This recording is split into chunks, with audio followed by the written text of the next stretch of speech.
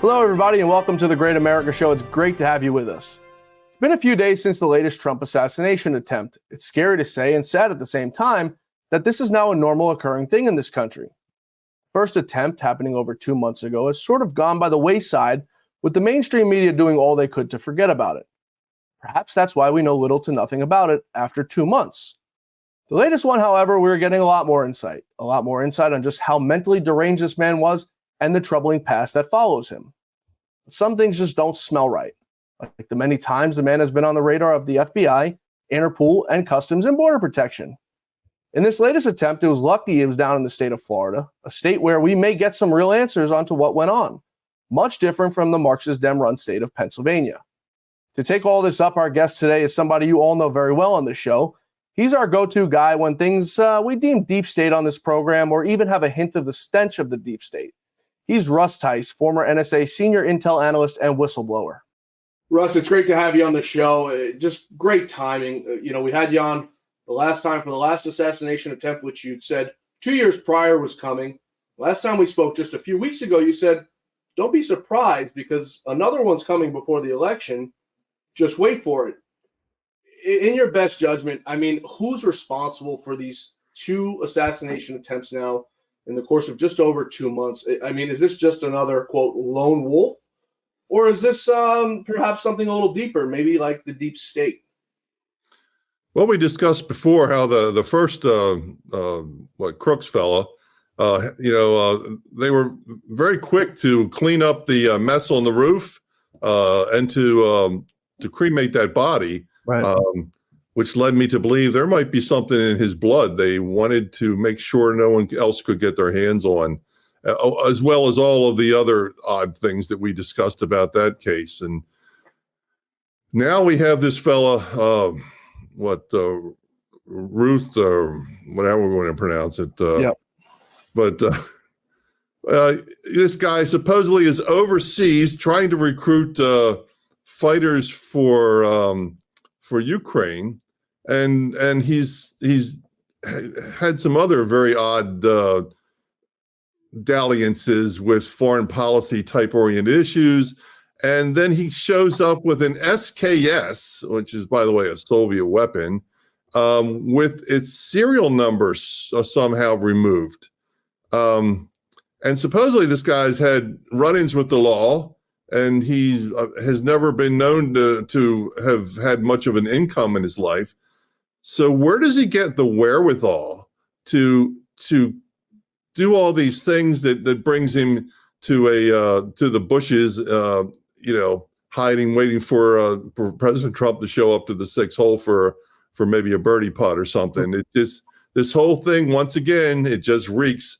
And this one, before I thought, well, maybe Crooks was doing, they were using some drugs on that young man. I think this one just reeks of CIA. He reeks of Langley. And once again, the fact that the Secret Service was lacking in the coverage of, allowing a fence in a shrubbery line open to the public. It's hard to believe that this thing is just a couple lone wolves that are involved. Last time we talked, I said it was about 60% that this is probably a deep state oriented attack. Now I'm jumping at the 70%. That now come the next one, and we'll talk about potentially how that one's going to come about. We'll see what happens, but I think they're going to come again. They're not going to give up. Yeah. You, like I said, you were right. And I want you to be as wrong as possible on this because, of course, not only is this detrimental to President Trump, his family, but as a nation, you look at all these other countries who are looking at us. You're turning out to be, we'll call you Rustradamus. You'd mentioned some of his overseas affairs, and I want to go through that for the audience because for anyone listening, they're highly questionable. So you mentioned he was over in Ukraine, and this is reporting from, I believe it was the Wall Street Journal. A girl named Chelsea Walsh, who's a nurse, she had several encounters with Ruth in Kiev, Ruth being the attempted assassin, the second one. She alerted the authorities to Ruth's threats of violence multiple times, telling the Wall Street Journal. In June of 2022, she conveyed her concerns to a Customs and Border Protection officer in an hours-long interview at Washington Dulles, noting that Routh was, quote, Routh was among one of the most dangerous Americans she had met during her month and a half long stint in Ukraine. Again, in April of 2023, Walsh alerted FBI and Interpol about Ruth, but did not hear back from the FBI. When she heard in 2023 that Ruth was attempting to recruit Syrian refugees to fight in Ukraine, she filed an online report with the FBI and Interpol outlining her concerns about Ruth and others. Neither Customs nor the FBI followed up with her.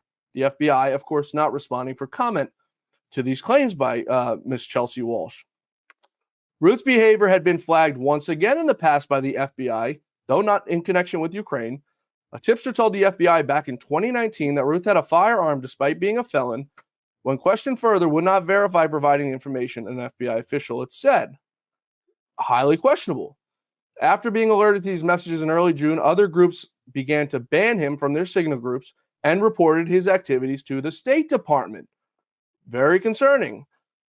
There might have been some other concerns about him engaging in human trafficking or immigration fraud, according to another person familiar with the sources.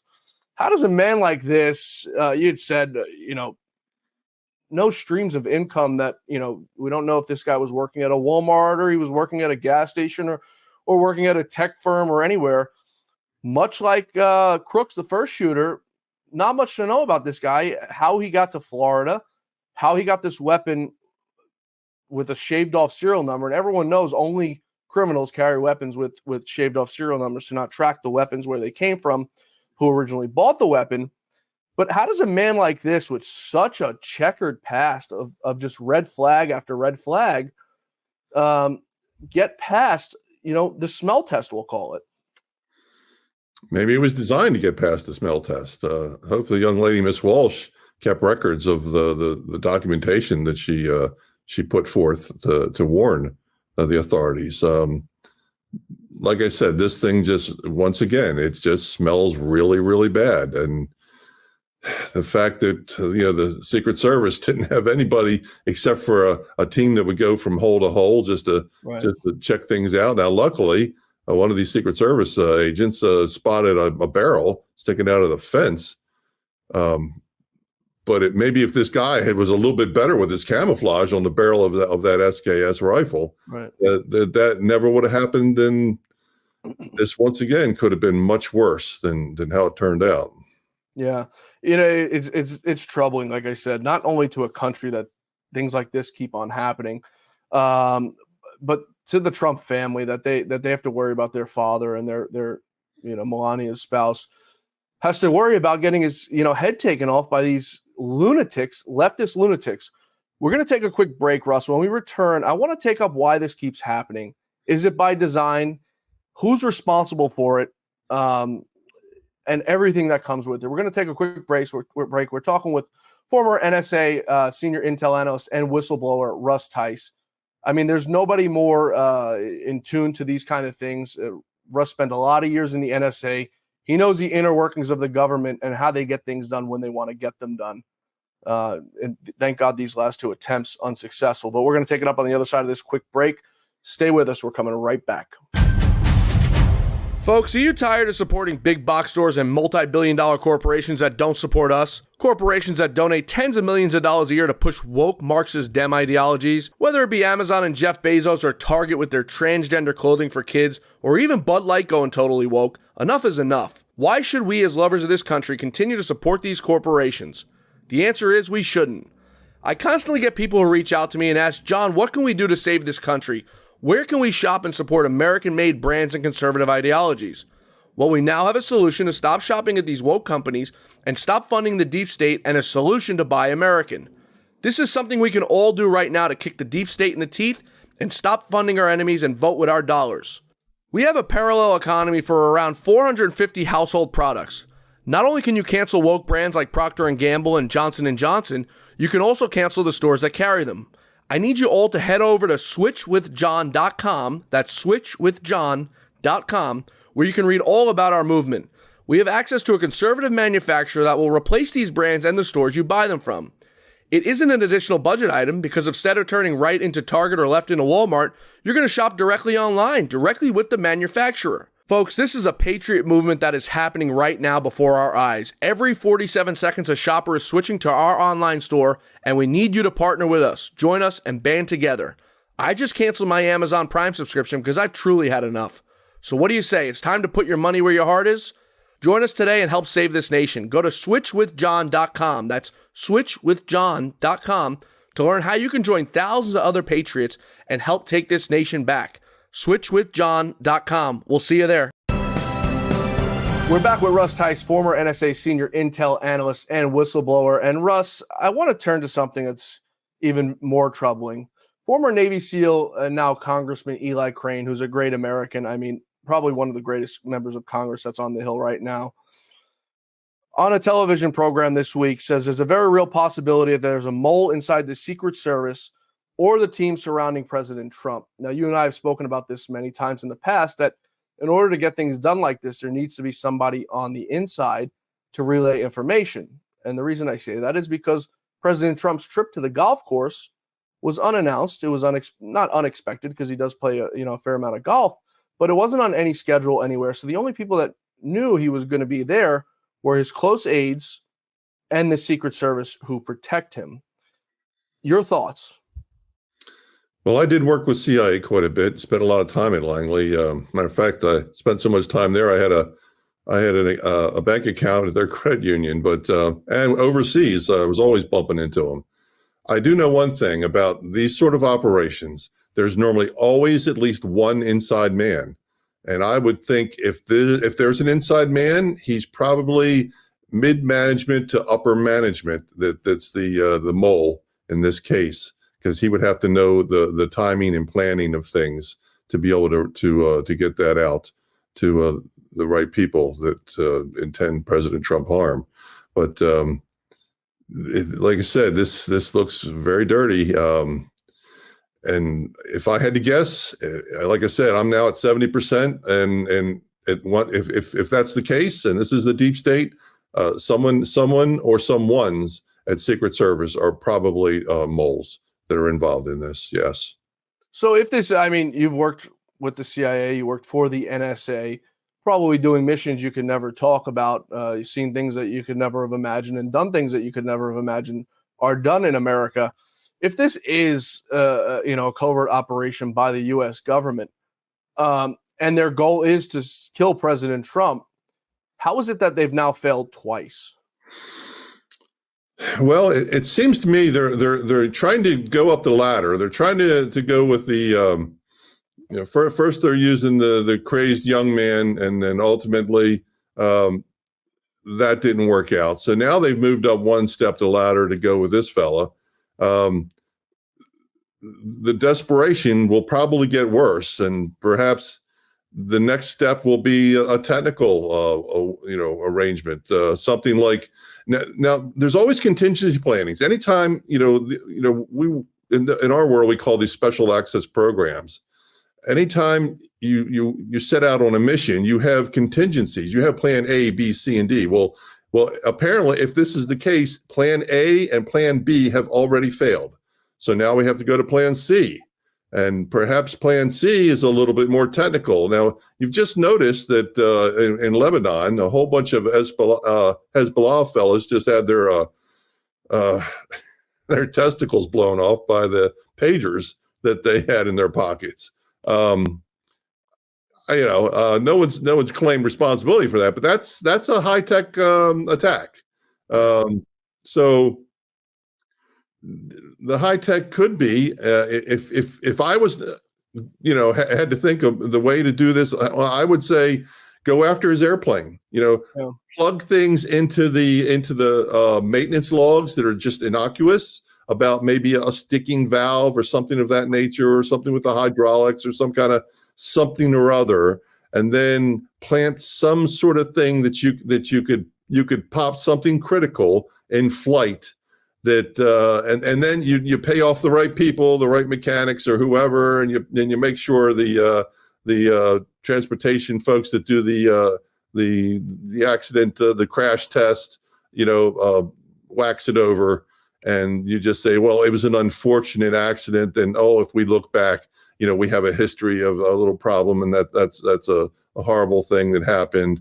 Of course, now you're moving up the ladder. Now you're taking out a whole lot more people. Right. So that's something that, believe me, that's the kind of thing, or a vehicle that has some kind of computer control capabilities, and that you could hack into it and get it to do something, speed up to 120 miles an hour and run into a palm tree or something. So it's, if I had to guess, I'd say they're going to the technical world, and the things could get, and the CIA has to stop thinking that they're only going after, the loan shark enforcer and that mentality, because they're not. They're going out with people that are quite witty, and these people are thinking these things out, and they have to be able to think at a higher level to be able to counter these things. Do you think that these whoever's doing this, if there is a deeper power behind it, are doing it to send a message to President Trump, or they're doing it to actually wipe him off the face of this earth? Well, I think they've probably got the point. They've gotten the message now that President Trump is not going to give. He's just not going to cower away. Right. Think of the fortitude of this guy. It's incredible. Yeah. This guy could have just gone off and lived his life. He's a billionaire. He could be living the high life. And he's, he's not a young pup anymore, but it's, and here he is fighting for our country and fighting to get rid of these reprobates that have taken over our country. And I think they got the message now that they will have to take him out. Right. And I think that, like I said, I'm at 70% now, that this is not just, a couple of lone wolves, that they're going to go up the ladder. The ultimate at the end, say we can thwart any kind of a high technical thing that may be in the offing here, and they're liable to go all the way to the point of having an Iranian team of 10 to 12 combat terrorists come in with weapons that have armored piercing bullets and RPGs, and literally attack his motorcade. And take out every Secret Service guy in the way, and along with the president, sort of like that movie, that Jack Ryan, or the Jack Ryan Tom Clancy movie, where they're in Colombia somewhere, and I think the Secretary of State gets yeah. But and Lord for now, and you think, well, how could that possibly happen? I mean, you think that they would, somehow they'd be able to get through our border with RPGs and weapons and potential Iranian terrorists. I mean, it's not like that we have an open. Oh, wait a minute, we do have a wide open border, don't we? Right. Where they could easily smuggle in weapons, and they could easily smuggle in Iranian terrorists. And of course, Iran, once this happens, the government will just say this was Iran. And you know what? Iran would probably take responsibility and say this is retribution for Soleimani. So the powers that be are the deep state would be able to put it off onto the Iranians. The Iranians would be happy to take responsibility. And boom, it's horrible that we had terrorists take out our who knows, by that time he's liable to be the president-elect. Right. But I think they're going to get more and more desperate if this indeed is the deep state. And like I said, I'm about at 70% that this is probably a deep state mentality attack here. You'd mentioned Iran, and the groundwork, I think, for that prospect of that happening has already been laid, because they've already said, Iran is planning an attack on President Trump. So, it's easy to just thwart it off on them. And I don't think the government cares about taking out a few of even their own people to get something done that they want to do. You mentioned the airplane. My background is, we've spoken before, is as a pilot. Hydraulic, something that you mentioned, hydraulic. Hydraulic runs everything on that 757 flies, and the ailerons, the elevator.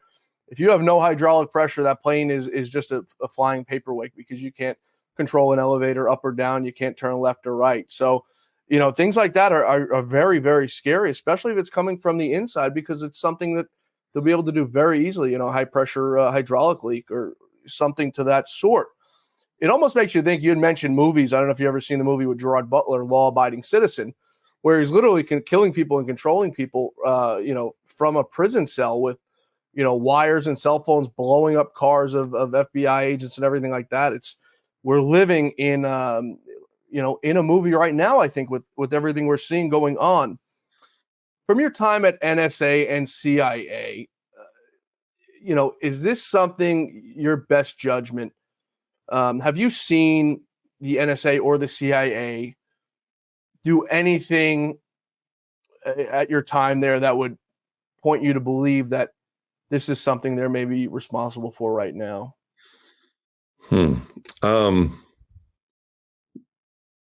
Yes, we do things like that overseas. When I remember, I would be support with space systems communications and different things that have to be relayed through space. So that's the role that I would play in these sort of things. So, and believe me, when you're in remote parts of the world, you're probably going to have to come talk to me about what you're going to want to do somewhere in some remote part of the world, or plant something or place something that's going to do something later on when you need it to do it. But these things were always against an enemy that truly was a threat to our country. And like I said before, when I first saw the supposed hanging of the DC madam, and then of course the Jeffrey Epstein thing, where I knew that was a CIA hit, right? With much support from money from big donors there, that I knew our capabilities that we've been quiet about overseas have now been brought right here to home and used against our own people. And I dearly fear that now we're using it against our former president and probably our soon to be president-elect. And that's ultimately why I came forward 2 years ago and tried to get in touch with the Secret Service, right, and ultimately contacted Lou Dobbs about bringing these things out. Yeah, I hope I'm wrong. We all do, Russ. You'd mentioned, if you would have told me, I think 2015, 2016 opened the eyes of a lot of Americans, right? We never imagined. At least myself and the ordinary American, you're different because this is what you've done for your entire career, your life. You've seen the U.S. government undermine nations and everything of that sort. But if you would have told me 2014, 2013, that we'll say 9/11, a lot of people say it was maybe an inside job. I don't know. I don't have an opinion on it. I really don't like to think about it because I had friends who lost parents in the Twin Towers as firefighters that I grew up with and went to school with. I pray and hope that something like that would have not been done by our American government. But then you think back of what they did to President Trump. They tried to frame him with Russia. We now have 2 assassinations attempt on him. They've impeached him multiple times. Criminal cases against him, which would put him in jail over 700 years. It makes you think back at things, like I said, like 9/11. Like JFK being assassinated and the documents not being fully released years later, where everyone who's taken part in it, if it was a government operation, have been killed. Sources and methods way outdated. Why haven't those been released? You'd mentioned Jeffrey Epstein. I think if it's not 100%, it's 99% of the world believes that Jeffrey Epstein was killed in jail. You have Diddy, who was arrested this week for similar crimes, sex trafficking and things like that, denied bail, offered $50 million bail, his house and his mother's house, surrendered passports, denied bail. I think it's got people wondering now what's going to happen to him inside of a jail cell if his fate is already sealed, being his connection to who he had. He was a friend of Barack Obama. He had, the FBI says there were allegedly tapes of people who took part in some of his parties. I want your thoughts on this on the other side of this break, because we went a little bit over here on all of this. And, pre-2016, 2015, if you thought any of this could happen. We're going to take a quick break. We're going to get Russ's answer on the other side of this. I also want to talk about who's responsible for all this hatred towards Donald Trump, and will it stop? We're going to take a quick break. We're coming back with Russ Tice, former senior NSA Intel analyst and whistleblower. When I started MyPillow, it was just a problem solution, one product company. Well, since then, with the help of my dedicated employees, we now have hundreds of products, some you might not even know about. To get the word out, we're having a $25 extravaganza. 2-pack multi-use MyPillows, $25. MyPillow sandals, $25. And for the first time ever, our 6-pack towel sets, you guessed it, just $25. Our brand new 4-pack dish towels, $25. And I've never done this before. Premium MyPillows with all new Giza fabric, any size, any loft level, even king size for only $25. And there's so much more. So go to MyPillow.com or call the number on your screen. Use your promo code for our $25 extravaganza. Order $75 and over. Your entire order ships absolutely free. We're back. We're talking with Russ Tice, former NSA senior intel analyst and whistleblower. And Russ, before we went to break, I had brought up, the prospect of things that have happened over the course of we'll say the last 100 years or so. The assassination of JFK, 9/11, Epstein. I want to get your take on that day on 9/11, knowing all you know about what the government is capable of doing, knowing now what we know the government did in 2015 and 2016. Give me your take on what you think transpired that day. Well, I just gotten back from the Middle East just a couple of months earlier, a few months before that happened. And I was in the Middle East for, I think, 4 or 5 months, that one particular trip. And I had no clue that this was coming down. So the operation security of the terrorists was very good. Now, NSA, just before that happened, they had transmissions that if only we had the linguists to listen to them, we could have thwarted the attack. But we didn't have the linguists hired. They were stacking the deck with too many cyber warfare warriors. Ultimately, use their skills to spy domestically on all the Americans in our country. So the heck with the linguists. Let's beef up on being able to spy domestically on everybody. So.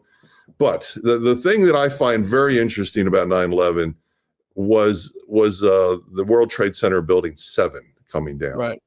And that to this day, makes no sense to me. Right. And that's also, I think, where all the security offices were, the intelligence offices were, and all kinds of things of that nature. I think the University of Alaska did some kind of a analysis on whether that could have happened just with a fire, and they came to the conclusion there's no way that a fire could have brought down that building, just a regular fire. Right. Now the World Towers, they had the jet fuel to deal with, which is a different story. But a lot of people have said over the years that whether the way the building came down or the temperature at which heat. The fire would have melted beams and the whole thing coming straight down.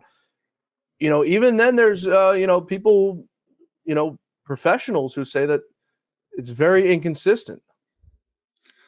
Well, I'm not a construction engineer. So as far as 1 and 2, the main towers, supposedly the blast blew all the insulation off the beams. Right. And that subjected them to the extreme heat. And that ultimately caused the pancake collapsing. And once they started pancaking, it just crushed upon itself. I'm not an engineer as far as that sort of business, so I don't know. But it was number 7 that I just went, oh, this makes no sense to me, none whatsoever. And there's other things that to this day they're hiding, like the Flight 93, what about the one engine that disappeared and what happened to that? And how come no one's been able to inspect that engine? So there's some very interesting testimonials from the people that live there and outside of or near Shanksville and Southwest Pennsylvania. So that I found to be very interesting too. And there's a couple other things about that I know I won't say here, but because they have to do with some very secure communications. But and that scares the hell out of me, by the way. 9/11, a couple, I mean, everybody in the intel business, including myself, I felt ashamed. It was my job as an intelligence officer to make sure something like, and I'd just gotten back from the Middle East. Right. And I didn't have a clue. The only thing I could do is I sent the report in because I'd read a lot of the intelligence I get, by the way, is from unclassified sources. Everyone thinks that, many in the intel business, I only want to read something that's top secret or above. Right. Well, if you're an all-source analyst, you're supposed to get it from all different sources and all different levels of intelligence. Sometimes it's some innocuous little piece of something in a newspaper that can give you the key to putting the puzzle together. Or Twitter now, in our case. Yeah. So, and I read that the Iraqis were retraining their pilots to bring back commercial aircraft in and out of Baghdad. Mm-hmm. So I immediately sent that to the Pentagon, that I had run into that, and then they immediately said, the Secretary of State said that I was now responsible of running that lead down. So I started working on that while other people were running out of the Dyack building, because we were literally right across the river from the Pentagon at the Dyack at Bolling Air Force Base. So yeah. But otherwise, I had no clue, and we all felt horrified and ashamed that we were not able to do something about that. But yes, I have some concerns, especially number 7, that building. To this day, no one's given me a good explanation as how that happened. Yeah, the reason I bring it up is because, like I said, I had friends who lost family members, and if it was something that was done by, I won't say us, but we knew it was going to happen. George Bush owes 3,000 family members justice for what went on, and I mean, obviously, just passed the anniversary of 9/11, the 23rd anniversary passing, and not long ago, the Saudis cutting a deal with the Saudis, the guys who were responsible for this whole entire thing. Without getting too far into the weeds here, I want you to tell the audience, if you will, because you really came to the spotlight after 9/11 of things that you saw were going on as a result of 9/11. Tell the audience, for all those who don't know, your background and why you came to light after 9/11 and what you ultimately decided to change your life with blowing the whistle on.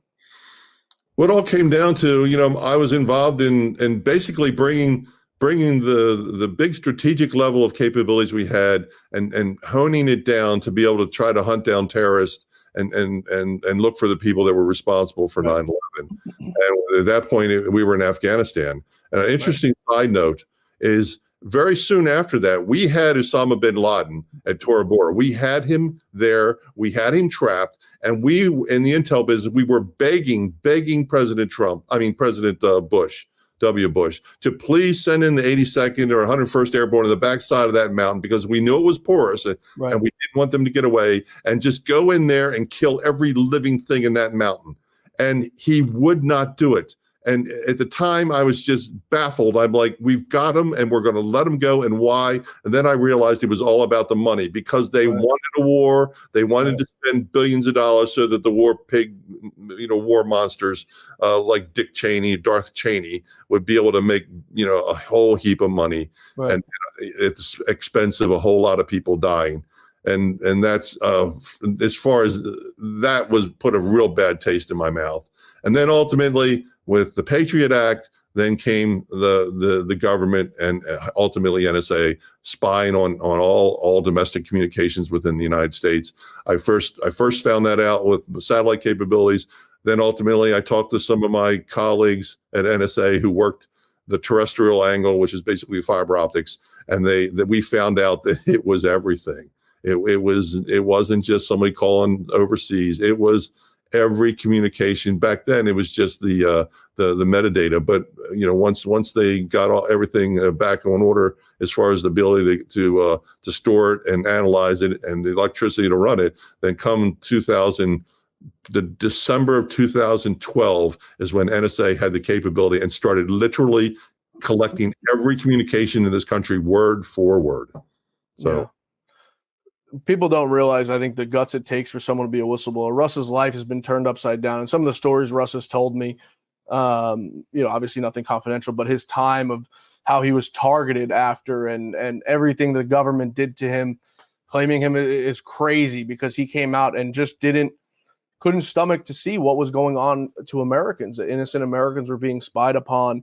And some people will say, well, I don't care, they're spying on me. I've got nothing to hide. And if they catch a terrorist in the act, then, that's not the way we should be thinking, because, we have our rights here in America, and for the U.S. government to be infringing upon them, obviously didn't sit right in Russ's stomach. And, it took a lot of bravery for Russ to do what he did. And I think, you paid the price. Is that right, Russ? Oh, I certainly did. They basically destroyed my entire career, my ability to work in my trade, in the internet business. So, yeah, I paid a price, all right. Yeah, for being a brave American, huh? But and here's the interesting thing: the people, and I wish Congress would hear what I'm about to say, because apparently they don't believe it. And I've heard even some of the top-notch people in Congress seems to think that there are whistleblower protections. Well, there are, only for people that aren't intelligence officers or even FBI agents. We have zero protection because they are exempt from all the whistleblower protection laws. They're exempt from everything. And when I first made a complaint, the very first paragraph that NSA put, their lawyers put, and in the paperwork was, we are exempt from all whistleblower laws, and we don't care what Mr. Tice says about any retribution. We are exempt. And and of course I didn't know that, and I found out very quickly they were right. They are exempt to this day. If you want to go in all the youngsters out there that are being recruited by NSA or CIA or whoever, or think they're going to go into the military services and the intelligence field, you have zero protection against a whistleblower for whistleblower laws. Zero. They can come down on your head and with as much gusto as they want, and they have no problem doing it, and they will destroy you. In my case, they tried to make sure that I sounded like I was crazy because they didn't want me going to the press. Because even some of the folks that I went to in the press, they said, the NSA called our law office and said, do you really want your source to be some guy who's a whack job? Right. So they thought about that the way they did it. And therefore, the longest time, until Edward Snowden, right, it was always circumspect as to, oh my gosh, maybe this guy's a whack job. Can we really have him do an interview? Right.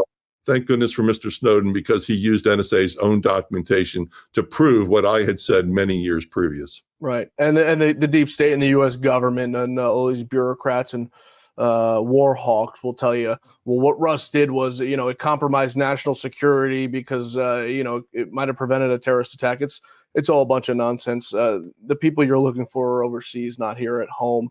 In most cases. And as we've seen now over, the course of the last few years, even presented with a threat, the FBI turns their blind eye to it. So at this point, what difference does it really make? Russ, I want to take one more quick break, and we're going to come back here and wrap up. Hillary Clinton's back in the news again, running her big mouth. On the other side of this break, we're going to tell you what she's saying. Stay with us. We're coming right back. We're talking with Russ Tice, former senior NSA intel analyst and whistleblower. Folks, are you tired of supporting big box stores and multi-billion-dollar corporations that don't support us? Corporations that donate tens of millions of dollars a year to push woke Marxist Dem ideologies? Whether it be Amazon and Jeff Bezos, or Target with their transgender clothing for kids, or even Bud Light going totally woke, enough is enough. Why should we as lovers of this country continue to support these corporations? The answer is we shouldn't. I constantly get people who reach out to me and ask, John, what can we do to save this country? Where can we shop and support American-made brands and conservative ideologies? Well, we now have a solution to stop shopping at these woke companies and stop funding the deep state, and a solution to buy American. This is something we can all do right now to kick the deep state in the teeth and stop funding our enemies and vote with our dollars. We have a parallel economy for around 450 household products. Not only can you cancel woke brands like Procter & Gamble and Johnson & Johnson, you can also cancel the stores that carry them. I need you all to head over to switchwithjohn.com, that's switchwithjohn.com, where you can read all about our movement. We have access to a conservative manufacturer that will replace these brands and the stores you buy them from. It isn't an additional budget item, because instead of turning right into Target or left into Walmart, you're going to shop directly online, directly with the manufacturer. Folks, this is a patriot movement that is happening right now before our eyes. Every 47 seconds, a shopper is switching to our online store, and we need you to partner with us. Join us and band together. I just canceled my Amazon Prime subscription because I've truly had enough. So what do you say? It's time to put your money where your heart is? Join us today and help save this nation. Go to switchwithjohn.com. That's switchwithjohn.com to learn how you can join thousands of other patriots and help take this nation back. Switchwithjohn.com. We'll see you there. We're back. We're talking with former senior NSA intel analyst Russ Tice. Russ, Hillary Clinton, not even 24 hours after the second assassin was caught on President Trump, had this to say on a safe haven of Rachel Maddow's MSNBC. Take a listen. Journalists should, really try to achieve objectivity. And by that, he said, I mean, they should cover the object. Well, the object in this case is Donald Trump. His demagoguery, his danger to our country and the world, and stick with it. They were merciless about what they saw as President Biden's, problems in the debate and calling for him to. Can you believe it? Hillary Clinton, less than 24 hours, a woman has no class. I think as Joe Biden says that she's got the class of an alley cat. That Donald Trump is to blame for this and not these lunatics who have Trump derangement syndrome. Your thoughts on that? Well, this is the same woman who set up a classified server in her own, in the bathroom closet or something of that nature there in her home in New York, to make sure that none of her communications could be put on in the classification as official U.S. government, preview for posterity and ultimately for a FOIA claim. Right. She should have gone to jail for that. There's a case. James Comey said the same exact thing.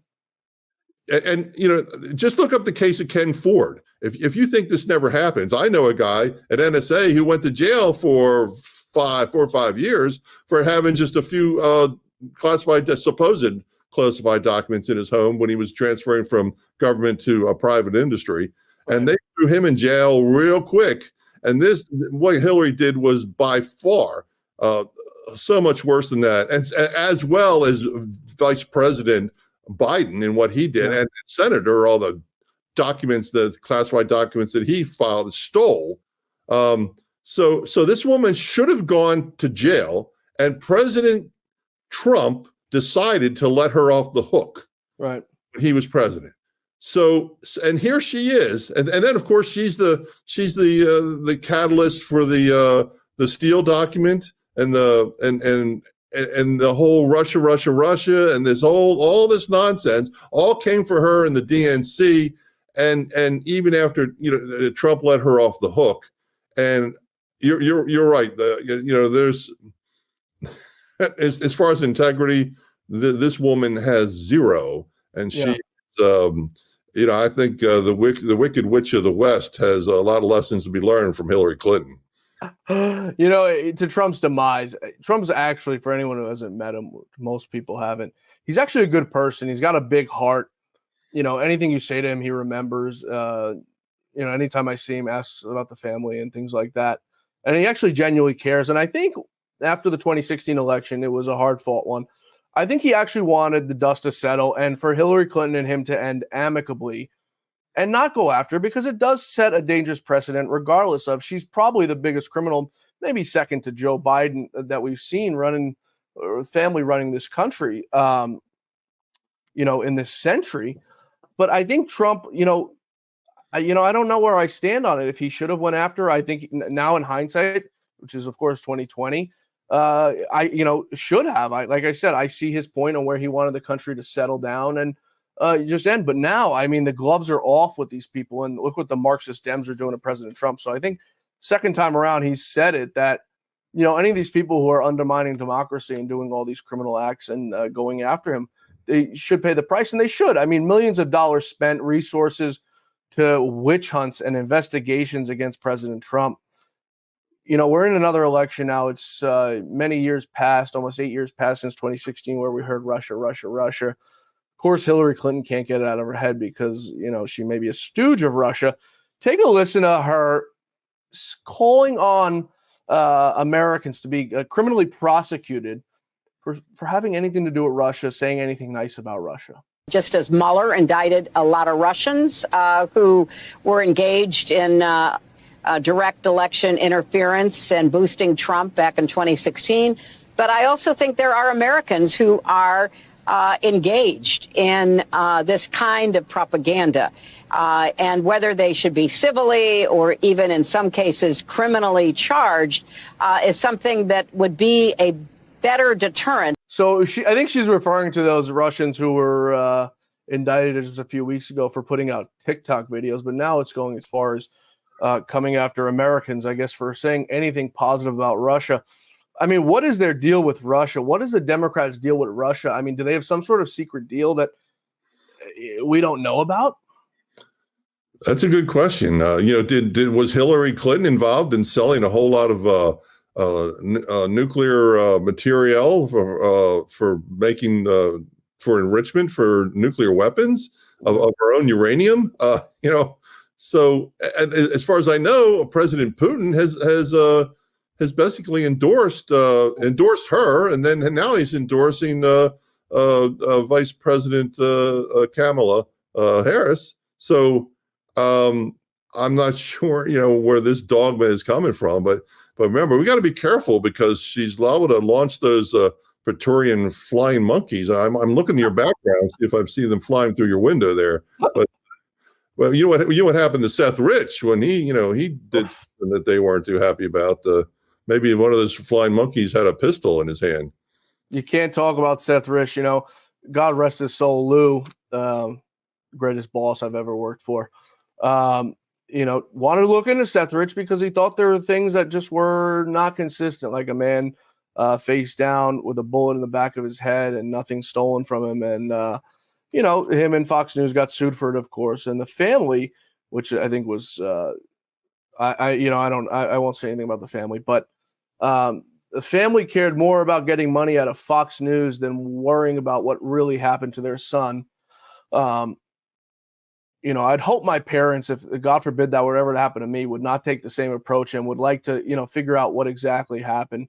But, there's a lot of things, and a really good, my attorney, actually, Ty Clevenger, a really smart guy, has been going after the FBI for years for Seth Rich's laptop. They've confirmed that the laptop exists, and they say it doesn't exist.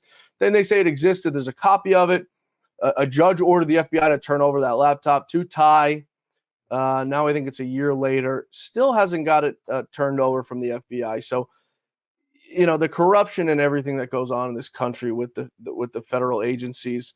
I want to turn to Ron DeSantis, who, after a rough primary with President Trump, I think has made his amends with him and is now going to be on the right side of history with all of MAGA. Announcing today, this week, that he has assigned the assassination attempt case to his statewide prosecutor, Ashley Moody, saying, quote, "In my judgment, it's in the best interest of our state, of our nation, that they don't have the same federal agencies that are seeking to prosecute Donald Trump leading this investigation, especially when the most serious, straightforward offenses constitutes a violation of state law, but not federal law." What do you think about that? Ron DeSantis telling the deep state pretty much, F you, we're going to handle this.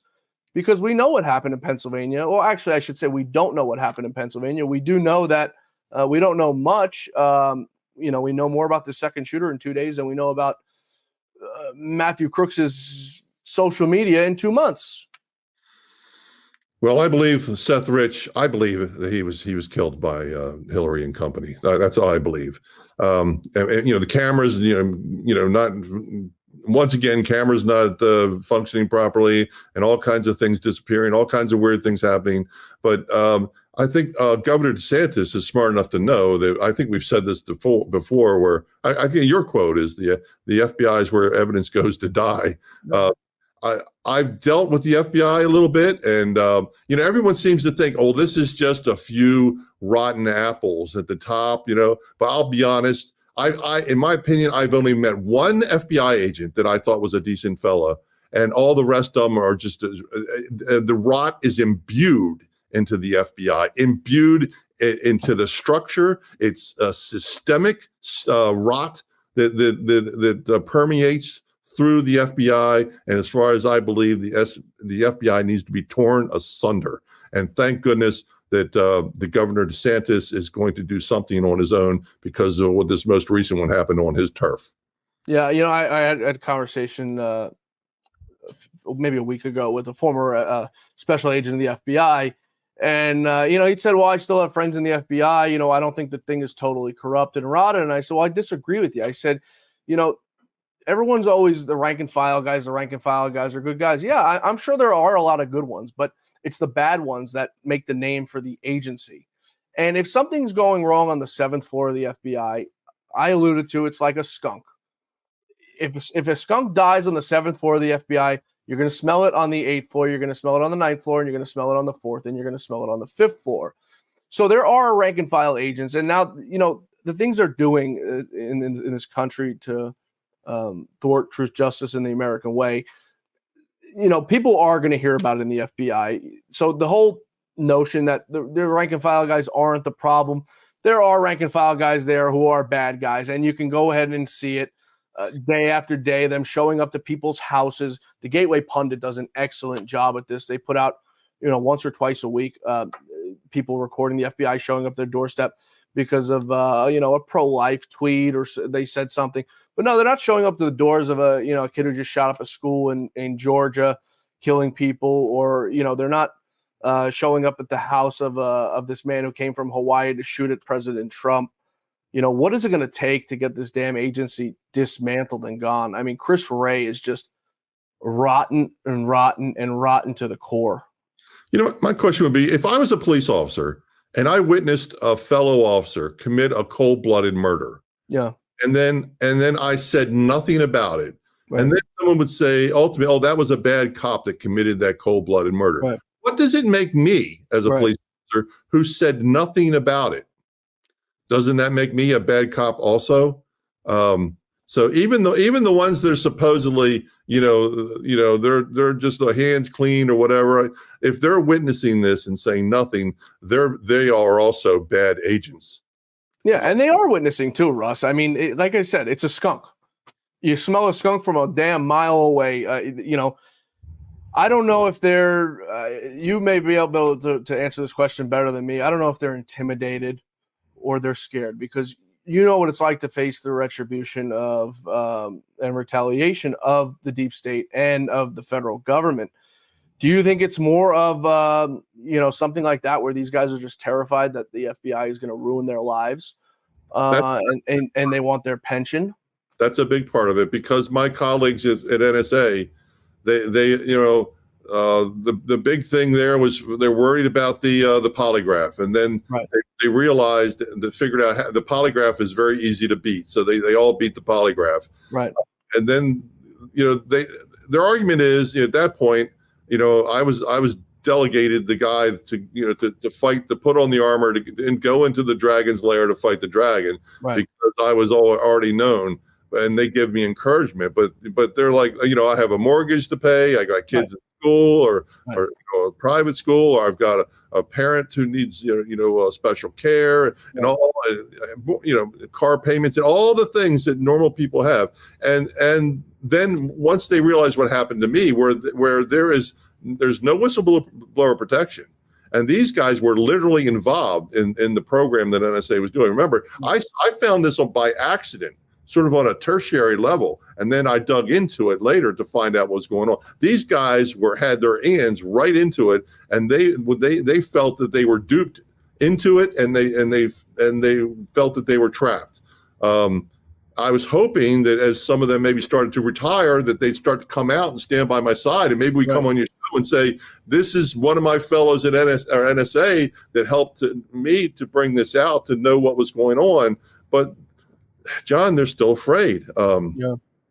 It's there was a senator from, I forget, Alabama or Mississippi that a few years ago, he put forth a bill that they could come after intelligence officers and strip them of their retirement if they deemed them to be a leaker or something like that, even after they were no longer in the service and they were retired.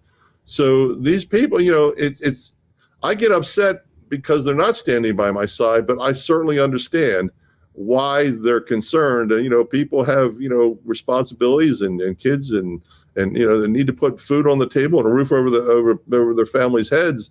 And many of them are just running scared and they're afraid.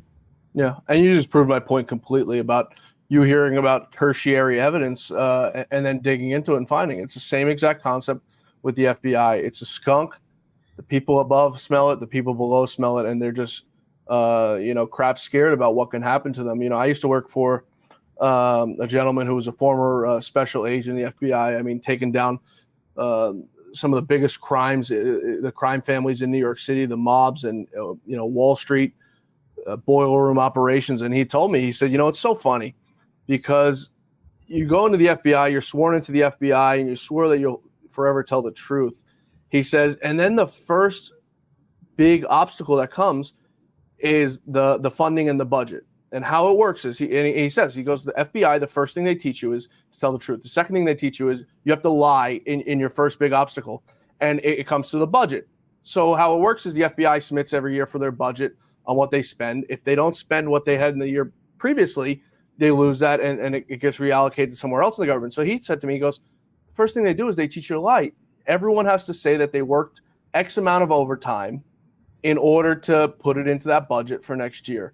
So if they're lying at something like that, we'll call it a small scale for what's really gone on, they're lying about just about everything. Truly sad. I want to wrap up with what's going on down in Venezuela. The U.S. says the claims of a CIA plot to kill Maduro are categorically false after the Venezuelans arrest 6 foreign nationals. I believe 4 of them are Americans, including 1 U.S. Navy SEAL. Would it be like America to go in and influence somebody else's elections? Now, granted, Maduro lost according to everything, right? But would it be like America to go in there and take it upon themselves to remove him? Gee, if only there were some evidence that we've done something like that in the past. Right. In the South America, in Greece, and all over the world, we've been doing this. The CIA's been doing this. So in this particular case, do I know whether these guys are CIA operatives or not? I have no clue. But I certainly know that the CIA has sort of a history of doing now. Now Maduro, he's kind of he's a dirty guy. You consider, big time. Yeah, it's all right. It's okay to do against him, but what happens when it's a duly elected president of Ukraine, or a prosecutor, and then ultimately push the new guy who comes in after the coup d'état to join NATO that causes a war that's killed tens of thousands of people, which is what we have right now, because the CIA was the one that went into Ukraine and did that. So it's not like we don't have a history of it. Yeah, and like we need another place to go into and cause another war, as if, like you said, Ukraine and Russia's not enough, or Gaza and Israel's not enough. We've got China and the Philippines, China and Taiwan, and you've got China and Russia starting up joint naval operations this month in the Japan Sea of Japan. I mean, like, we don't have enough problems going on, and I think the opposition party in Venezuela, the gentleman, fled the country because he knows what would happen. But when we had a rigged election here at home, you didn't hear from anybody else. Everyone accepted it, even though it hasn't been the best on the world stage. But yeah, I guess maybe for some it has, with Paris, the climate accord, and NATO, us paying in and other countries aren't. Russ, I want to give you the last word here. Your message to the nation is now we're less than 50 days from an election with everything going on in this country. I would say we need to be vigilant. For the Secret Service guys that are out there that are decent guys, they need to be spinning their head every which way. And I think everyone needs to pray for our former president and hopefully soon to be president, because the nation really needs him. And we can pray for him, and we can pray for the honest security folks that are out there to trying to protect him, that we can actually get him into office and ultimately clean the stench out of what is the deep state that's controlling things here. Yeah, your mouth to God's ears. America needs President Trump. I think now more than ever. And with God watching over him, God willingly, he'll win on November 5th, I'm sorry, unscathed and unhurt by everything that's going on to him. Russ, you're a great American. We appreciate everything you do for this country and have done for this country. Thanks so much for being with us today. My pleasure. Thanks, everybody, for being with us today. Please be sure to join us back here tomorrow for the Great America Show as our quest for truth, justice, and the American way continues. And please be sure to follow me on Twitter at John Fawcett NY and on Truth Social at John Fawcett. Shoot me a tweet. Let me know what you want to hear more of on this show. You could also email us at info@loudobbs.com. We want to hear from you. What you want to hear more of on the show, what you want to hear less of, guests, ideas, all of that. Shoot us a tweet, shoot us an email. We'll see you back here tomorrow. May God bless you, may God bless America, and may God bless the great Lou Dobbs.